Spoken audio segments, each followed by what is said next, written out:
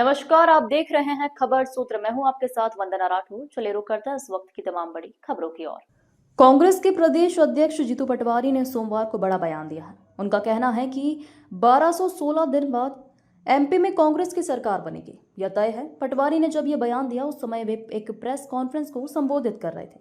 इसी press conference में पटवारी ने एफआईआर मामले पर भी बयान दिया है। उन्होंने भाजपा को चैलेंज किया कि यदि उनके खिलाफ एक भी सबूत भाजपा दे देगी तो वे कांग्रेस प्रदेश अध्यक्ष के पद से इस्तीफा दे देंगे। जीतू पटवारी की बीजेपी को खुली चुनौती, कहा अगर लोधी के साथ में अकेला गया और बीजेपी के पास सबूत है तो मैं अपने पद से इस्तीफा दे दूंगा। सरकार और सीएम को मैं धन्यवाद दे चुका हूं। जब भी एफआईआर होती है तो जनता को हम बता पाते हैं कि हमने अच्छा काम किया है। एक भी ऐसा एविडेंस अगर दिखा दिया जाए कि मैंने लोधी जी से अकेले में जाकर कुछ बात की है तो मैं इस्तीफा देने के लिए तैयार हूं। हम आपको इसलिए बताते हैं, आप अधिकारियों को टाइट करें। ऐसा करके हम आपकी ही सहायता कर रहे हैं।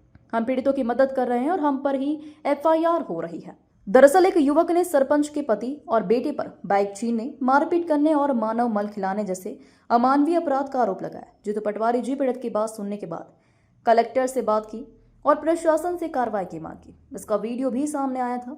2 दिन में युवक ने अपना बयान बदल दिया था। युवक ने कहा था कि पटवारी ने उसे झूठे आरोप लगाने को कहा था। इसके बाद पटवारी के खिलाफ एफआईआर दर्ज कर दी गई थी। एफआईआर में जातीय वैमनस्य फैलाने जैसे गंभीर आरोप भी लगाए गए हैं। भोपाल से संजना प्रियानी की रिपोर्ट। संबंधित व्यक्ति है लोधी, पूरा नाम क्या है उनका, गजराज लोधी जी। वो गजराज लोधी जी उनके भाई के साथ, उनकी माँ के साथ जन सुनवाई में गए थे। कलेक्टर ने उनसे बातें की, वो आपने सबने बताया। वो 10 तारीख के पहले से 20-25 दिन पहले से सारे यत्न कर रहे थे, पर चूंकि वहाँ के जो विधायक जी उनके रिश्तेदार हैं, वो जो उन पे यातना दे रहे थे, तो सरकार पे दबाव रहता है। अधिकारी बिना तो आज अधिकारी बिना स्वतंत्र काम अब यहाँ कर ही नहीं सकते हैं, बिना दबाव के काम कर ही नहीं सकते। ये स्पष्ट हो गया। अधिकारियों को भी मैं चेताना चाहता हूँ, एफआईआर करते जाओ, लिखते जाओ कि आपने क्या पाप किया है, और लिखते जाओ कि आपके पाप की सज़ा आपको मिलेगी। कोई भी नहीं बचेगा।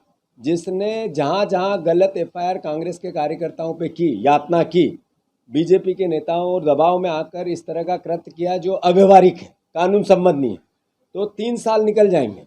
3 साल बाद आपकी गिनती क्या होगी, याद रखो।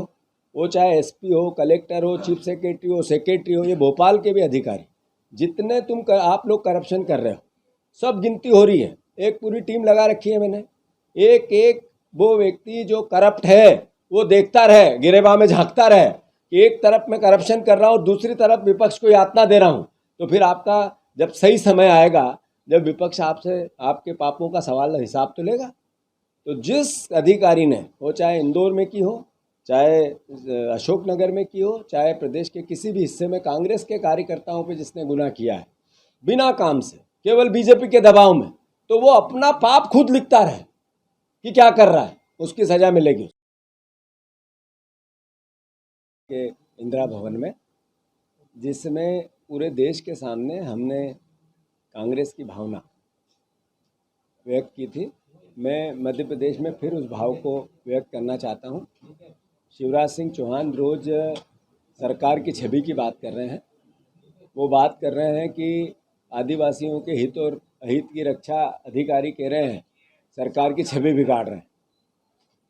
शिवराज जी, आपने जो ओबीसी के परिवार को धोखा दिया, जो अन्याय किया, जो उनके साथ विश्वासघात किया, जो लगभग 20,000 से ज़्यादा ओबीसी के छात्र जिनकी नौकरियां लग गई, इंटरव्यू हो गए, पर उनको नियुक्तियां नहीं मिली, अगर इसका कोई दोषी है तो एकमात्र आप शिवराज सिंह चौहान। साथियों, ऐसा का ऐसा ही शिवराज जी के पद चिन्हों पे चलते हुए पूरी बीजेपी, उसकी विचारधारा और मोहन यादव जी, सब ने भी उतना ही धोखा ओबीसी परिवार के साथियों को दिया। कमलनाथ जी ने 27% आरक्षण दिया। उससे पहले 2098 में, 1998 में या 94 में दिग्विजय सिंह जी ने 14% ओबीसी को आरक्षण दिया। उसके बाद 2003 में 27% आरक्षण का प्रस्ताव बनाकर विधानसभा से राज्यपाल के यहाँ दिग्विजय सिंह जी की सरकार ने भेजा। उसके 15, 17, 18 साल बाद आदरणीय कमलनाथ जी ने इस पूरे मुद्दे को टेकअप किया, एक अध्यादेश लेके आए, फिर अध्यादेश के बाद कानून लेके आए। मेरा आप सबसे आग्रह है कि ऐसी पूरी परिस्थिति में जो ओबीसी के छात्रों के साथ, ओबीसी समाज के साथ अन्याय और अत्याचार किया, इसका अगर कोई दोषी है, इसका कोई सज़ा मिलनी चाहिए तो वो है भारतीय जनता पार्टी, मोहन यादव और शिवराज सिंह चौहान। मैं फिर से आग्रह कर रहा हूँ कि जितनी जल्दी हो, जो कोर्ट ने कहा, सुप्रीम कोर्ट ने निर्देश दिए कि ओबीसी का कानून बन गया, लागू करो, तो भारतीय जनता पार्टी मुंह क्यों चुरा रही है? क्यों पीछे के दरवाजे से उनके पीठ में खंजर झोंप रही है? उनके एडवोकेट जनरल ने मीडिया के सामने, प्रदेश की जनता के सामने ये कहा कि कोर्ट ने रोका है। उनके बयान है, पब्लिक डोमेन में है, मीडिया के सामने है। इसका मतलब सरकार ने कहा, जबकि फिर बाद में कोर्ट ने कहा अभी 25 तारीख को कि कोई किसी प्रकार का ओबीसी के छात्रों को जब कानून बन गया है तो उनको हक मिलना चाहिए। या तो एडवोकेट जनरल साहब झूठ बोल रहे थे, गुमराह कर रहे थे, और वो बीजेपी की शय पे कर रहे थे, शिवराज जी और मोहन यादव जी के कहने पे कर रहे थे। ये सीधा आरोप है मेरा। मैं फिर से आग्रह करता हूँ, जो आपने कर दिया उसकी सज़ा ओबीसी समाज आपको देगा, पर अब भी सुधरो, अब भी हक दो, अधिकार दो, उनकी सहायता करो।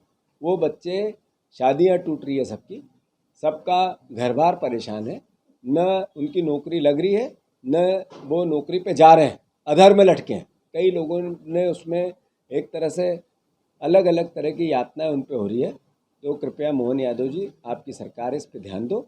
हम विपक्ष हैं, आपको बार बार आग्रह कर सकते हैं।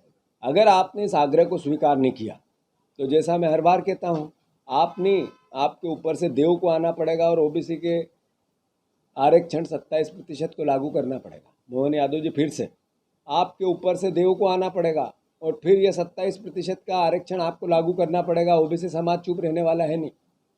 फिर से आपसे विनम्र प्रार्थना है, इसके खिलाफ मेरे पे FIR मत कर देना।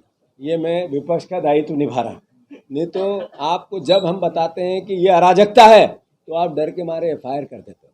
ये हमें अच्छा लगता है कि मोहन यादव जी हमें रिकग्नाइज़ कर रहे हैं FIR कर करके कि आप अच्छा काम कर रहे हो, तो उसके लिए भी धन्यवाद आपको। पर ओबीसी समाज आपको देख रहा है और आप जो उनके साथ धोखा किया उसको भी समझ रहा है। इसको, कोर्ट के निर्देश को मानो और जितनी जल्दी हो कोर्ट के सामने और प्रदेश के सामने 27% आरक्षण लागू कर। मैं धन्यवाद दे चुका हूं मोहन यादव जी को, सरकार को दे चुका हूं, संबंधित अधिकारियों को दे चुका हूं। आप जब FIR करते हो हमें मेडल मिलते हैं, हमें जनता मैसेज देते हैं कि अच्छा काम हुआ है।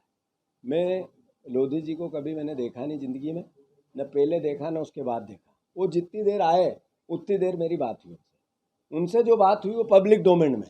अगर एक एविडेंस ऐसा जो मैं अलग ले जाके बात करें तो मैं इसी वक्त अपने पद से इस्तीफा देता हूँ। इसी वक्त अगर लोधी और मैं अकेला कहीं गया एक तरफ, और जैसा उन्होंने कहा एक तरफ ले गए और मोटरसाइकिल, उसमें लिखा है शपथ पत्र में, अगर ऐसा कुछ मिले, एक भी किस्सा, एक भी हिस्सा, तो मैं मोहन भैया, मैं आपसे आग्रह करता हूँ पब्लिक डोमेन में लाओ, मैं इस्तीफा देना चाहता हूँ। अगर मैं झूठ बोलता हूँ तो इतने बड़े पद के लिए मैं कैपेबल नहीं हूँ। तो मेरा आपसे आग्रह है कि जो आपने किया वो पाप था, गलत था, अलोकतांत्रिक। हम आपको इसलिए बताते हैं ये सब बातें कि आप अधिकारियों को टाइट करो, आपकी सहायता करते हैं, सरकार की सहायता करते हैं कि अधिकारी इस तरह का कृत्य करते हैं कि लोग पीड़ित हैं, तो सरकार का दायित्व है पीड़ितों का ध्यान दें, और हम आपका संज्ञान में लाते हैं, आपकी सहायता करते हैं भाई, उसमें भी हम पे FIR होगी। तो धन्यवाद आपको।